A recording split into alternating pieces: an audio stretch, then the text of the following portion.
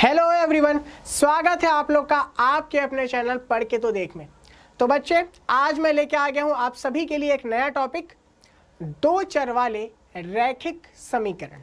ठीक है, तो आज क्या पढ़ने वाले हैं दो चर वाले रैखिक समीकरण किसे कहते हैं।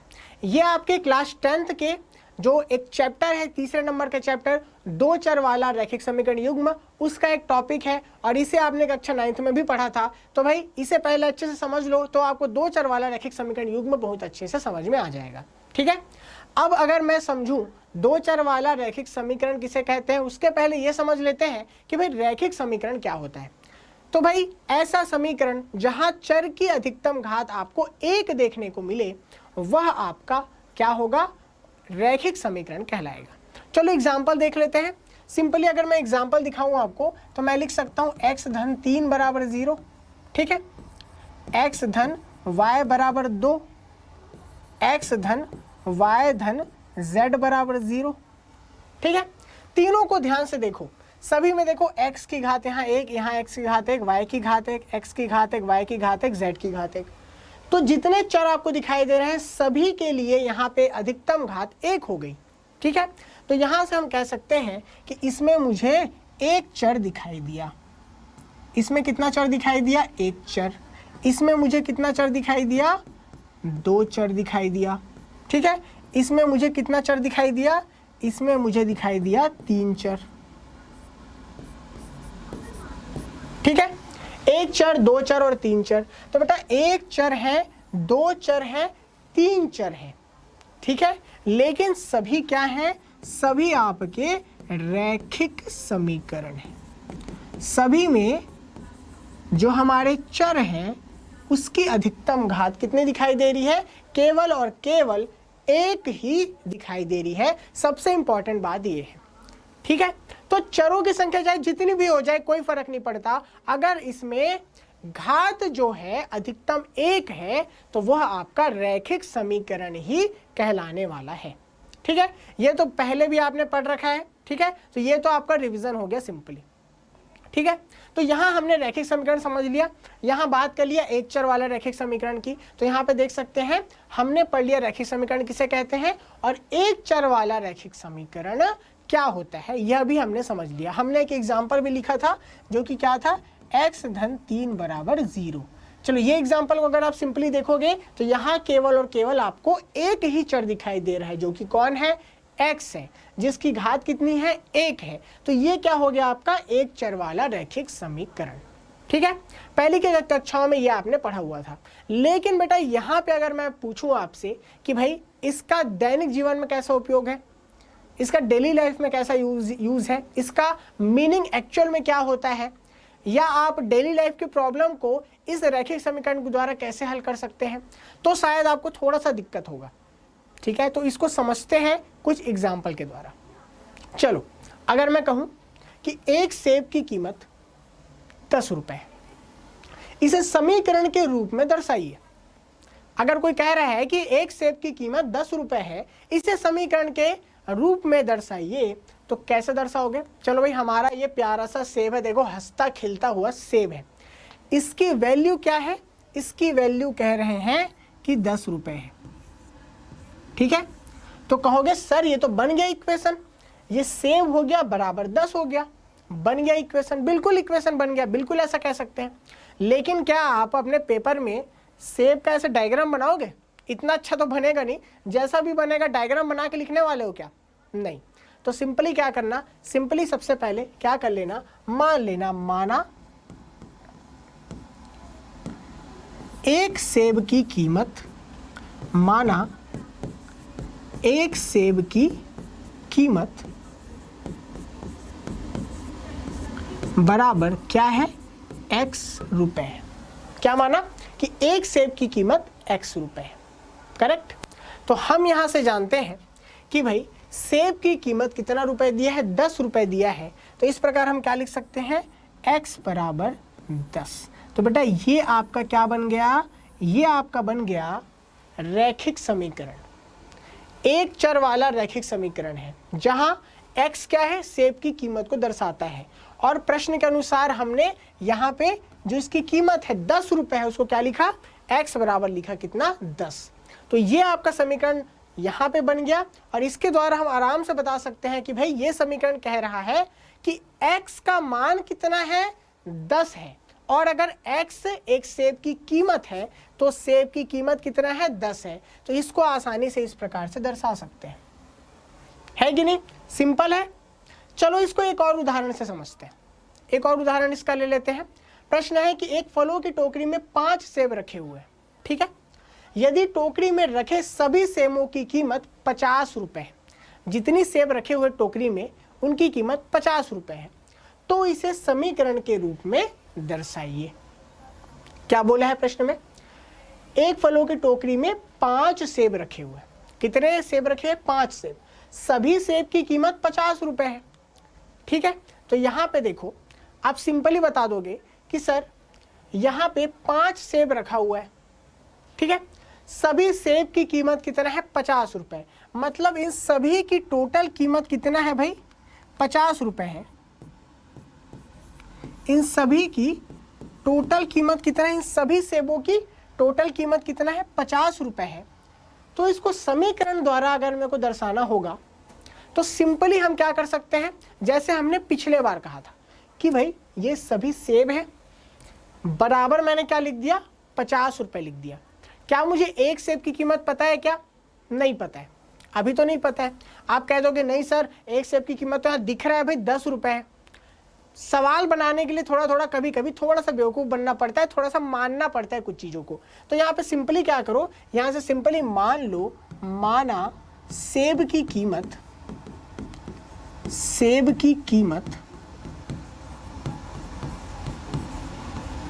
बराबर x रुपए है। मान लिया कितना? सेब की कीमत कितना है? x रुपए है। और प्रश्न में क्या बोला है? 5 सेबों की कीमत।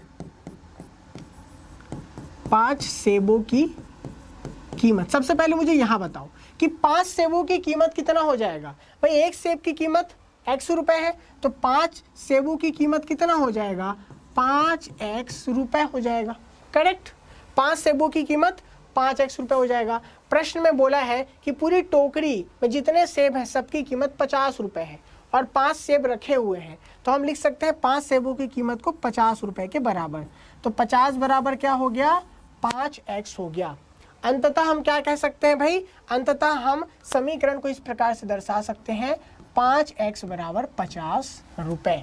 तो जैसा कि प्रश्न में बोला था, ये कहा था कि एक टोकरी है जिसमें 5 सेब है। देखो 5 सेब हो गया, 5 सेबों की कुल कीमत 50 रुपए है। देखो बराबर हमने 50 रुपए लिखा और x क्या है मेरे? एक सेब की कीमत है। x क्या है? एक सेब की कीमत है। तो 5 गुणा x बराबर 50। ये क्या हो गया मेरा? एक चर वाला रैखिक समीकरण हो गया, जिसको यहां मैंने आपको लिखकर बता दिया।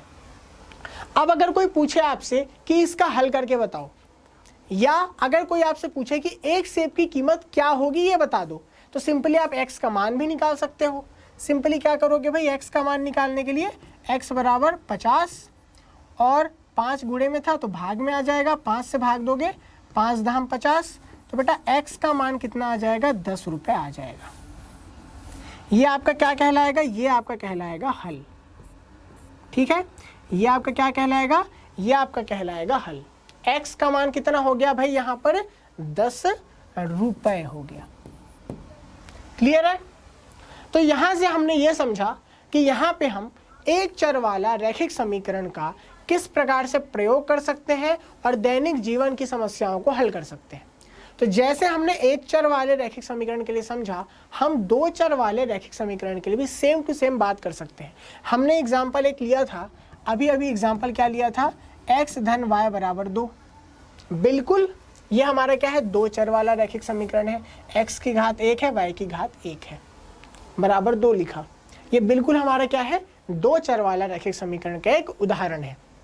अगर मैं कहूँ कि भाई इससे कोई सवाल हम कैसे हल कर सकते हैं, या किसी समस्या को हम 2 चर वाले रैखिक समीकरण में कैसे प्रदर्शित कर सकते हैं, तो भाई इसके लिए एक उदाहरण देखते हैं। चलिए सेम वैसे उदाहरण लेते हैं। इस बार हम ले लेते हैं भाई कि उस फल की टोकरी में 2 फल हैं। फल की टोकरी में 5 सेब है और कितने हैं 10 आम है। 5 सेब है 10 आम है। यदि टोकरी में रखे सभी फलों की कीमत कितना दिया है 100 रुपए है, तो 2 चर वाले रैखिक समीकरण की रचना करें। ठीक है, अब हमें 2 चर वाला रैखिक समीकरण की रचना करना होगा। ठीक है, तो यहां पे सिंपली सबसे पहले क्या कर लेंगे, सबसे पहले मान लेंगे माना एक सेब की कीमत, या हम लिख सकते हैं एक सेब का मूल्य। चलो इस बार लिख लेते हैं मूल्य। एक सेब का मूल्य बराबर x रुपए। ठीक है, फिर हम लिखेंगे एक आम का मूल्य,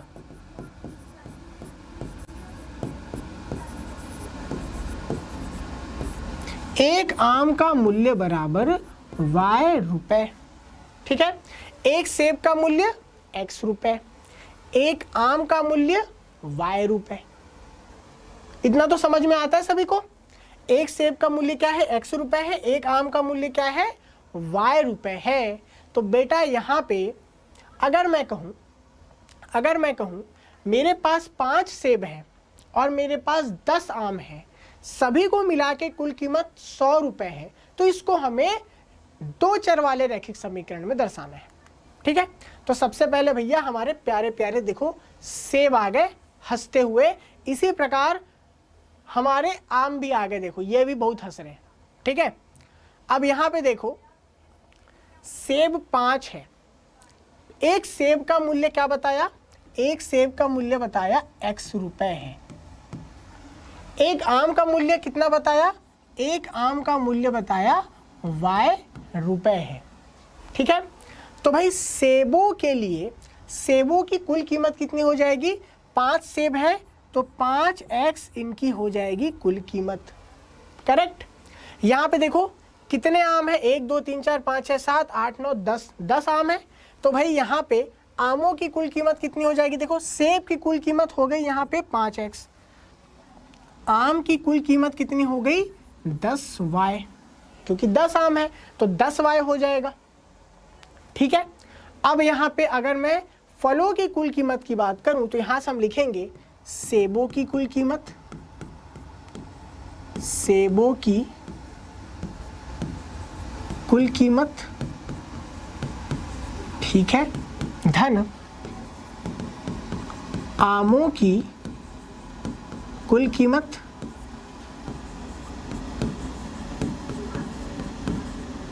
ठीक है, बराबर फलों का कुल मूल्य। करेक्ट, सही है। तो भाई यहां पे मैंने क्या कहा कि सेबों की कुल कीमत है 5x, क्योंकि x एक सेब का मूल्य है तो 5 सेब का मूल्य 5x। आमों की कुल कीमत कितना है 10y, तो यहां से हो जाएगा धन 10y, और बराबर फलों का कुल मूल्य कितने हैं 100 रुपए। प्रश्न में बोला था, तो यहां से 5x धन 10y बराबर 100 रुपए। ये आपका क्या आ गया है रैखिक समीकरण। ये आपका कैसा रैखिक समीकरण है, 2 चर वाला रैखिक समीकरण है। भाई क्या हम इसको और सरल कर सकते हैं क्या, देखो 5x धन 10y बराबर 100, क्या इसको और सरल कर सकते हैं। प्रत्येक पद को ध्यान से देखो बेटा, 5 से भाग चला जाएगा, तो यहां से हम क्या कहेंगे, हम लिखेंगे दोनों पक्षों को 5 से भाग देने पर। ठीक है, तो 5 से भाग देंगे, तो यहां से 5 से भाग दोगे तो बचेगा x, 5 दूनी 10 तो 2y, और यहाँ से 5 दूनी 10, 5 शून्य 0, तो x धन 2y बराबर 20। ये आपको मिल गया आपका 2 चर वाला रैखिक समीकरण। क्या सभी को क्लियर है या यहाँ तक है कोई डाउट। ठीक है, पिछली कक्षा में तो आपने अच्छे से पढ़ा था, इस बार अगर थोड़ा बहुत पिछली बार कुछ चीजें समझ में नहीं आई होगी तो इस बार ये पूरा दोबारा समझ लो, पूरा दोबारा रिवीजन हो गया आपका। ठीक है, तो भाई यहां से हमने 2 चीजें सीख ली, एक तो एक चर वाला रैखिक समीकरण क्या होगा और दूसरा 2 चर वाला रैखिक समीकरण क्या होगा, किस प्रकार से हम समीकरणों को दर्शा सकते हैं। अगर हमें कोई शब्द वाले प्रॉब्लम दिए गए हैं तो उसको हम समीकरण रूप में कैसे ला सकते हैं, सभी चीज़ें हमने आसानी से समझ ली। ठीक है बेटा, अब नेक्स्ट क्लास में हम समझेंगे कि भाई जो रैखिक समीकरण है इनको ज्यामितीय रूपों में कैसे दर्शाएं। बहुत सारे बच्चों को दिक्कत आता है कि सर मेरे को आलेख बनाना नहीं आता, मेरे को ग्राफ बनाना नहीं आता। तो बेटा कल वाला क्लास अटेंड करो, आपको आलेख ग्राफ सब अच्छे से बनाना आ जाएगा बिना किसी दिक्कत के। ठीक है, तो बेटा मिलते हैं फिर अगली क्लास में। क्लास को कर देना शेयर, चैनल को कर देना जरूर से सब्सक्राइब और देखते रहो पढ़ के तो देख।